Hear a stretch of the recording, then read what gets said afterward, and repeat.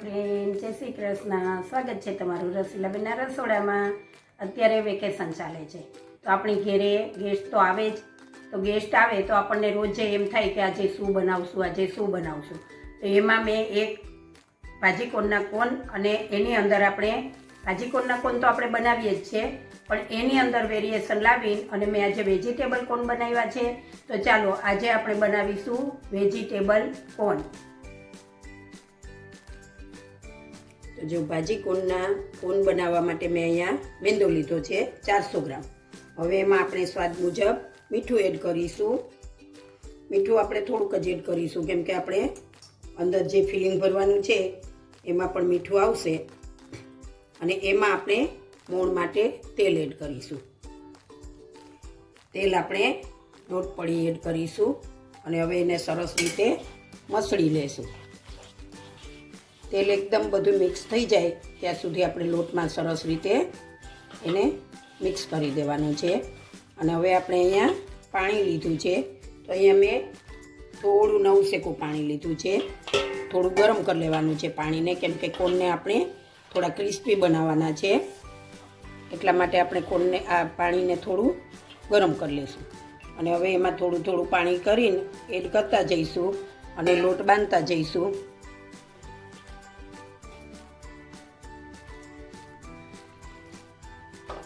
તો જો આ રીતનો રોટલીથી થોડો ટાઈટ અને ભાખરીથી થોડો ઢીલો આ રીતનો લોટ બાંધીને આને આપણે 15 થી 20 મિનિટ રહેવા દઈશું ઢાંકીને.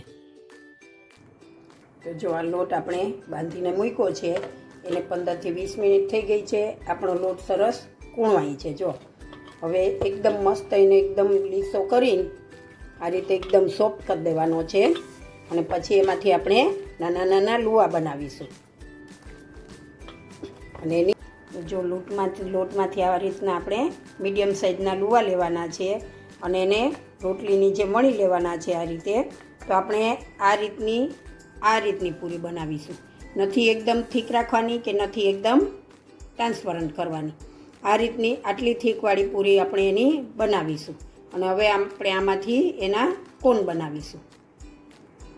તો જો આપણે મીડિયમ સાઇઝની રોટલી બનાવી લીધી છે. હવે આ મોલ્ડ આવે છે, આને આપણે એલ્યુમિનિયમનું મોલ્ડ આવે છે. તો આ વાસણવાળાની દુકાને અથવા તો બેકરીમાં ગમે ત્યાં જે કેક બનાવતા હોઈએ અથવા તો ચોકલેટનું મટીરિયલ મળતું હોય ત્યાં ઇઝીલીથી મળી જાય છે. અને આનો કોન શેપ હોય છે. હવે આ જે આપણે રોટલી પૂરી બનાવી છે ને એને આ રીતે એની ઉપર મૂકી દેવાની છે અને બે બાજુથી કોનને આ રીતે શેપ આપવાનો છે. નીચેથી સરસ આપણે ટાઈટ રાખીશું એટલે આ ભાગ આપણો સરસ રીતે એકદમ મણીવાળો થશે. હવે એને આ રીતે કોનમાં ફેરવતું જવાનું છે. બહુ દબાવવાનું નથી. જો રોટલીને આપણે કોન સાથે દબાવી દઈશું તો રોટલી આપણી કોન સાથે ચોંટી જશે મોલ્ડની સાથે. એટલે એને બહુ દબાવવાનું નથી. પણ જે આ ભાગ જે છૂટો આપણે ચોંટાડ્યો છે એને થોડી આપણે ઘઉંના લોટની લઈ કરી અને આ રીતે લગાવી દઈશું તો એ ચોંટી જશે. જો આ રીતે થોડું સુકાવા દેવાનું છે. આ ભાગને ઉપરથી ચોંટાડવાનો નથી. જો આ ભાગ ચોંટી જશે તો આપણો કોન તળાશે, પછી બહાર નીકળશે નહીં. મોલ્ડને આપણે બહાર કાઢવાનું છે આમાંથી. એટલે આ ભાગને આપણે આ રીતે બહાર જરાક આવી રીતે આંગળીથી કરી દઈશું. તો આ રીતે આપણે બધા જ કોનને સરસ રીતે આ રીતે મોલ્ડમાં પૂરીને ચોંટાડીને અને બધા કોન તૈયાર કરી દઈશું. પૂરીને આપણે વણીને અને થોડીવાર સુકાવા દેવાની છે. હવે આ કોનની અંદર આપણે ફોકથી કાણા કરી દેવાના છે. જો હવે કોનને આ રીતે આંગળીથી પકડીને અને પહેલાં તો જે આપણે જોઈન્ટ કર્યું છે ને ત્યાં આ રીતે આપણે આ કાંટાથી આ રીતે એને દબાવી દેવાનું છે એટલે એ ફૂલી ના જાય. અને પછી આપણે 2-3 જગ્યાએ આ રીતે કોનની અંદર કાણા પાડી દેવાના છે એટલે આપણા કોનને ફૂલે નહીં અને સરસ ક્રિસ્પી બને. તો આ રીતે આપણે બધા જ કોનને તૈયાર કરી લેવાના છે. મારી પાસે 7 થી 8 મોલ્ડ છે તો હું એ રીતે કોનને બધાને તૈયાર કરી લઈશ. આ રીતે આપણે કોનને તેલમાં એડ કરી દેવાના છે અને એકદમ ધીમા ગેસે આપણે એકદમ સ્લો ગેસ રાખવાનો છે અને ધીમા ગેસે આપણે એને સરસ રીતે તળાઈ જવા દેવાના છે. તો ધીમા ગેસે એને આપણે આ કલરના થાય ત્યાં સુધી આપણે એને તળવાના છે.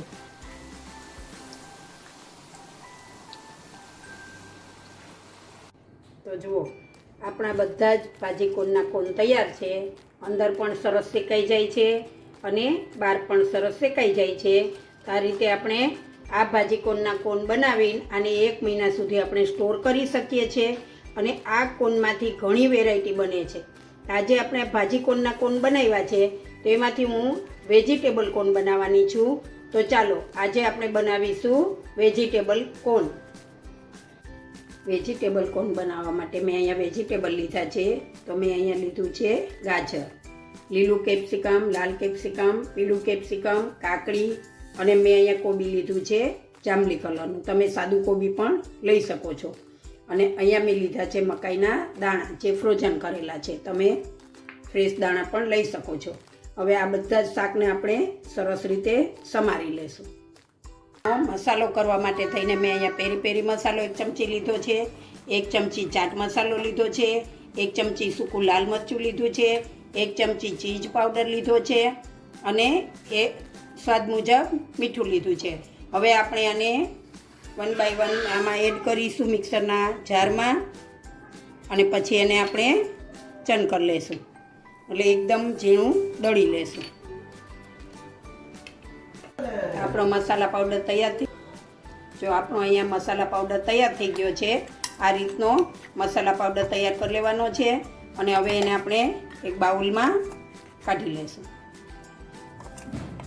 જો વેજીટેબલ કોન બનાવવા માટે મેં અહીંયા બધા જ વેજીટેબલ સરસ રીતે કટ કરી લીધા છે. મેં વેજીટેબલને આ રીતે લાંબા કટ કર્યા છે. તમે કોઈ પણ શેપમાં કટ કરી શકો છો.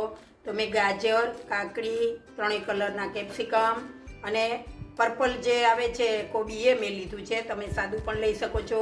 અહીંયા મેં કાંદા લીધા છે. કાંદા ઓપ્શનલમાં છે, તમે ખાતા હોય તો લેવાના, નહીંતર નહીં લેવાના.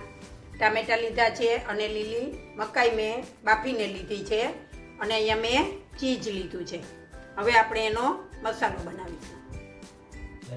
જો આપણે સલાડની અંદર હવે માયોનીઝનો ઉપયોગ નથી કરવાના, તો આપણે દહીં જે હોય ને ઘરનું જમાવેલું એ દહીંનો ઉપયોગ કરવાનો છે. તો મેં અહીંયા દહીં લીધું છે. હવે દહીંને આપણે સરસ રીતે એકદમ ફેંટી લેશું. પહેલાં જો આ દહીંની અંદર આપણે પાણી બિલકુલ ના આવે ને એ રીતે દહીં લેવાનું છે અને એમાં પાણી નથી નાખવાનું અને એકદમ જાડું દહીં આપણું જામેલું હોવું જોઈએ. આ રીતે દહીં એકદમ ફેટાઈ જાય એટલે એની અંદર આપણે મસાલો કરીશું. તો મસાલામાં જે આપણે આ ઘરનો મસાલો પીસીને આપણે તૈયાર કર્યો છે ને સલાડમાં નાખવાનો, એ થોડો મસાલો એડ કરીશું અને આપણે થોડી પીસેલી ખાંડ એડ કરીશું. કેમ કે મસાલાની અંદર આપણે મીઠું ને બધું જ એડ કર્યું છે એટલે આપણે હવે એમાં કોઈ મસાલા નાખવાની જરૂર નથી. હવે આને આપણે જો આપણું માયોનીઝ તૈયાર થઈ ગયું. તમારે બહારનું માયોનીઝ ના ખાવું હોય તો તમે તમારી ફ્લેવર પ્રમાણે ઘેરે આવી રીતે દહીંનું આ રીતે બેટર બનાવી શકો છો અને એ આ સલાડની અંદર એડ કરી શકો છો. હવે આપણે બધા જ સલાડને મસાલો કરીશું. તો આપણે એમાં લઈશું સૌપ્રથમ કાકડી. આ બધા જ સલાડને આપણે મિક્સ કરી દઈશું કાચા જ. જો તમારે થોડા બાફવા હોય તો તમે બાફી શકો છો, પણ આપણે આ કાચા સરસ લાગે છે. અથવા તો તમે થોડું 1 ચમચી તેલ મૂકીને અને એને થોડા સાતળી દેવાના હોય તો પણ સરસ લાગે.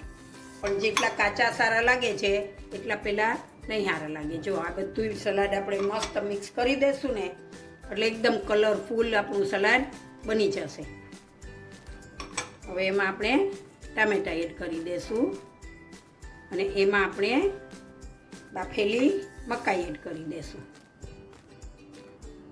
હવે બધા જ સલાડની અંદર આપણે જે આ બનાવ્યો છે તૈયાર કરેલો મસાલો એડ કરીશું. તો એને આપણે સરસ રીતે કોટ થઈ જાય એટલો મસાલો એડ કરીને અને હલાવી લેવાનું છે. જો અહીંયા મેં સલાડ થોડું અલગથી લઈ લીધું છે કેમ કે આપણે દહીંવાળું કરવાનું છે. એટલે જો વધારે દહીંવાળું થઈ જાય તો પછી નહીં પડી રહેશે તો નહીં સારું રહે. એટલે હવે આમાં આપણે દહીં મિક્સ કરીશું. તો દહીં આપણે થોડું થોડું જેમ સલાડમાં જોઈએ એ રીતે મિક્સ કરીશું અને આમાં આપણે થોડું લીંબુ એડ કરીશું.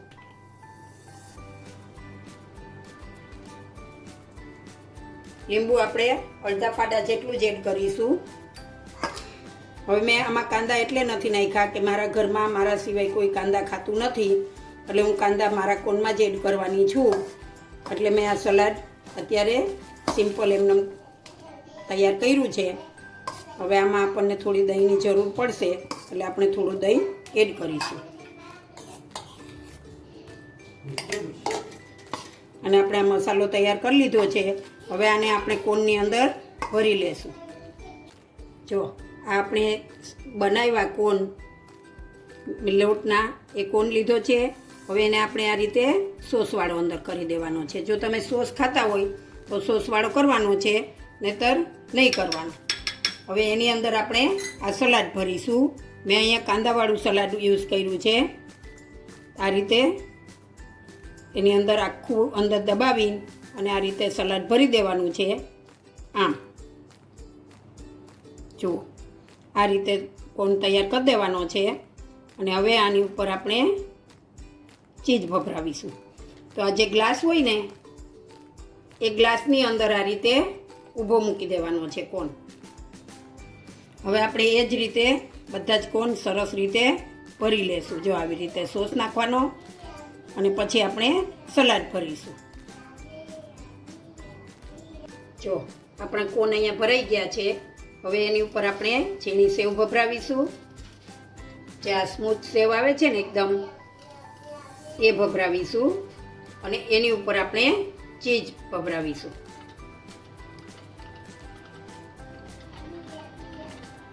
જો લાગે છે ને એલિગન્સ, ખૂબ જ મસ્ત લાગે છે, ખૂબ જ ટેસ્ટી લાગે છે અને બાળકોને ખૂબ જ પ્રિય હોય છે. તો તમે પણ આ રીતે બનાવજો ઘેરે વેજીટેબલ કોન.